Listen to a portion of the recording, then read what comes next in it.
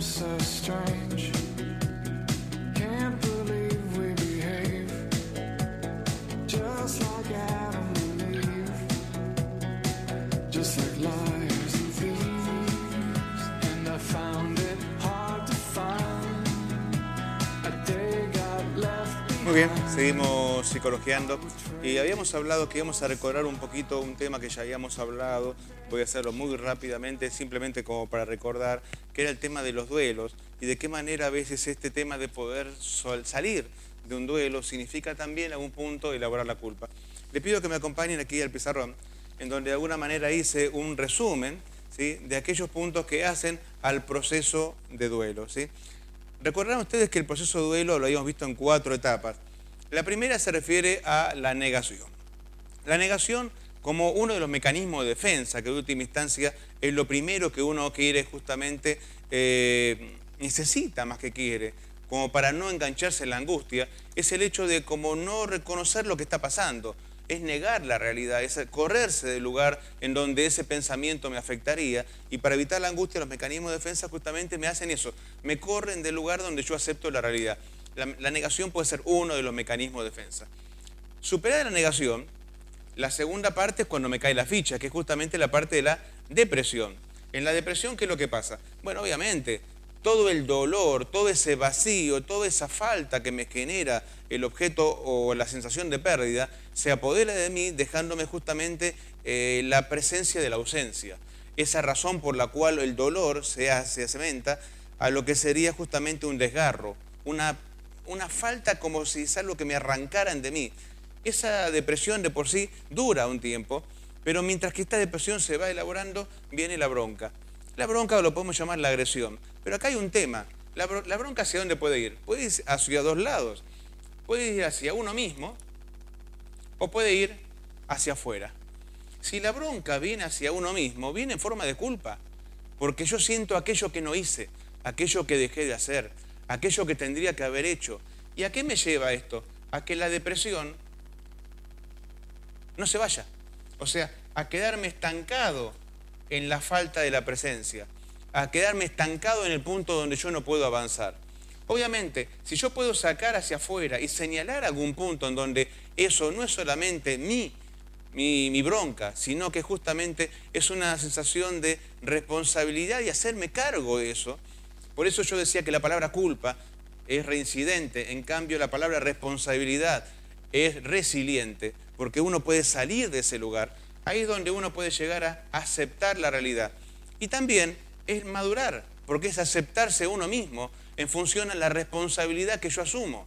Al hecho que yo digo, ocupé un lugar en esta historia, haciendo cosas buenas, cosas malas, lo que se pudo hacer se hizo, lo que no se pudo hacer ya no lo puedo hacer, pero acepto la realidad como para poder seguir adelante y así arrancar una nueva historia o volver a comenzar en función a la historia que yo dejé como trasladada hacia un lugar ajeno a mí.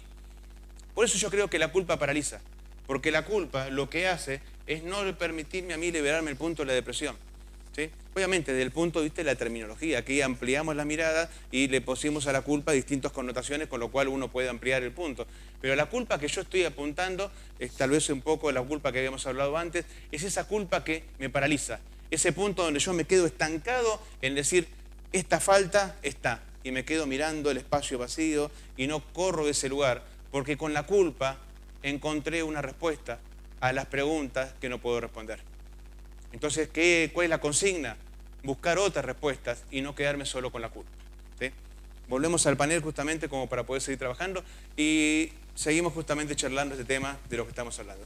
Y vamos a dar la palabra a Daniel Casparian, que como siempre ha hecho su investigación vía internet. Sí. ¿Sí? Hoy aprendiendo a trabajar la tableta. Igual quedaron algunos temitas que me gustaría conversar.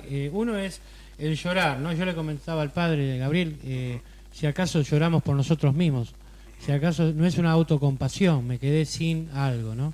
Esa deuda, ese deudo, como decías vos. ¿Y Gabriel decía esto? Y yo reconozco las dos cosas, porque la vida no es 2 más 2, 4. Y bueno, y creo que también en mi llorar puedo llorar cosas mías, puedo llorar cosas también de que se pierden de afuera. Igual me parece un concepto muy sano llorar. Sí. Y otro tema también que me interesó de Andrea, que dice el tema de la culpa, si las religiones comparten ese tema. Y bueno, cristianamente nosotros sabemos que Jesús recibió las heridas, ¿no, Padre? Recibió las heridas como en expiación del pecado de la humanidad, ¿no? Es así. Quizás cristianismo está más en el tema de la culpa, más que otras religiones. ¿O cómo lo ve usted, Padre? ¿Vos te referís a lo que sería la culpa primitiva? Claro. Que sería la que Adán establece Adán como, digamos, un principio a tomó partir el de cual fruto. Jesús concilia al ser Claro. humano, ¿no? Me voy a poner yo ahora a Gabriel, ¿no? Pero digo, quiero aclarar el concepto más que nada. La sangre de Cristo lava las culpas de los hombres. Ajá. Ese es muere para darnos vida. Es decir, Pero es así, Gabriel, la cultura religiosa judeocristiana, ¿no?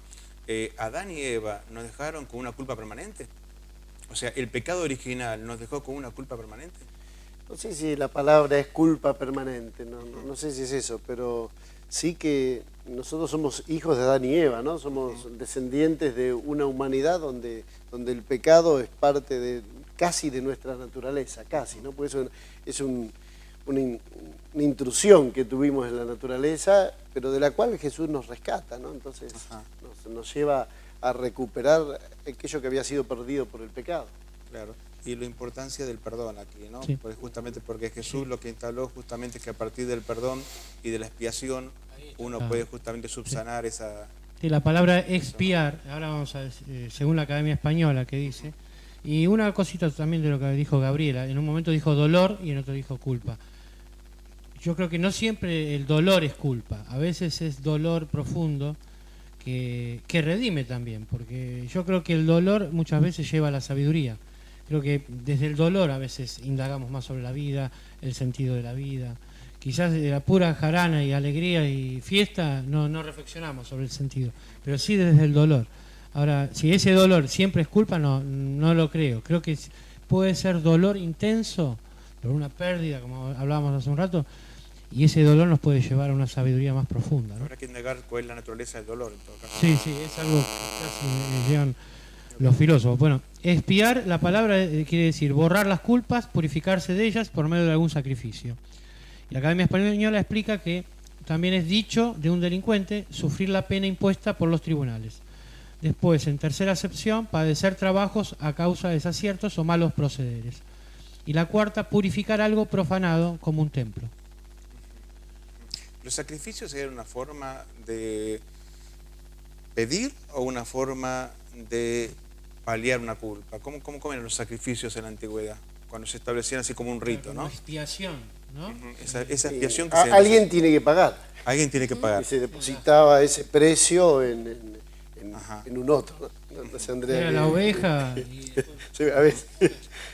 Bueno, No, Jesús no, justamente no. fue para nosotros esa oveja que Fue paga- el que Pagó pagó las nuestra culpas. que pagó nuestra culpa. Bueno, pero muy ligado a los rituales, esto tiene que ver con la antigüedad y con el nacimiento de la agricultura, quizás por la benevolencia que se daba a partir de los ritos que se le hacían a los diferentes dioses.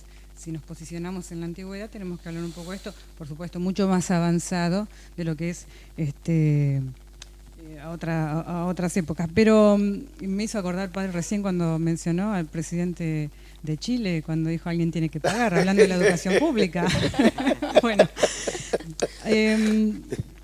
un tema para no sentirme tan culpable.